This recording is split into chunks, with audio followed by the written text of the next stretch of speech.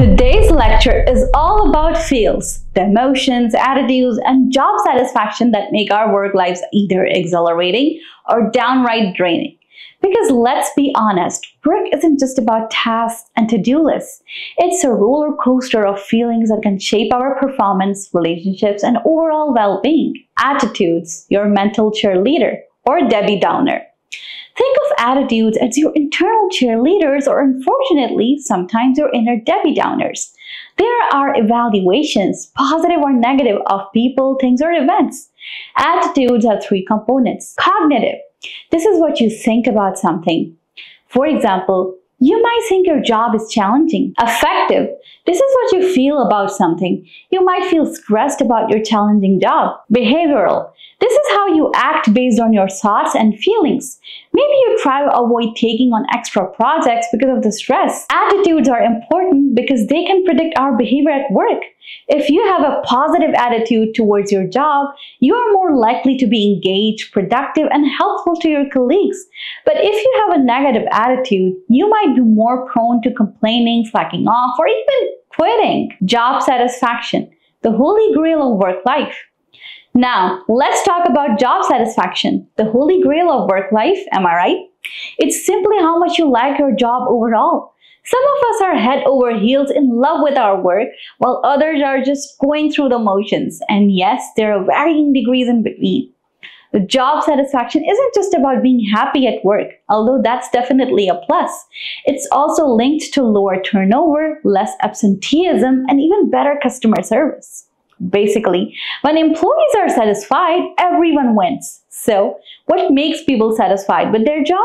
It's a complex mix of factors, including the work itself. Is it challenging, engaging, and meaningful, or is it repetitive and boring? Pay and benefits. Are you fairly compensated for your work? Growth opportunities. Do you see a path for advancement and development? Relationships with coworkers and supervisors. Do you feel supported and valued? Organizations can boost job satisfaction by focusing on these key areas. They can create more enriching jobs, offer competitive salaries and benefits, invest in employees' development, and foster positive workplace relationships. It's a win-win. Emotions, the spice of work life.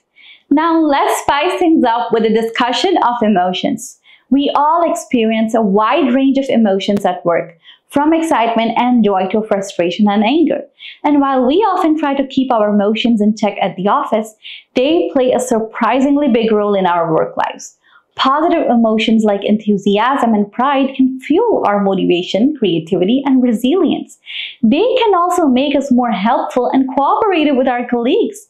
On the flip side, negative emotions like anxiety and anger can hinder our performance, cloud our judgment, and even lead to burnout. Emotional intelligence, the ability to understand and manage our own emotions and those of others, is a critical skill for navigating the emotional landscape of work. It helps us build stronger relationships, communicate more effectively, and resolve conflicts more constructively. Putting it all together, as you can see, attitudes, job satisfaction, and emotions are all intertwined. They influence each other and in turn affect our behavior and performance at work.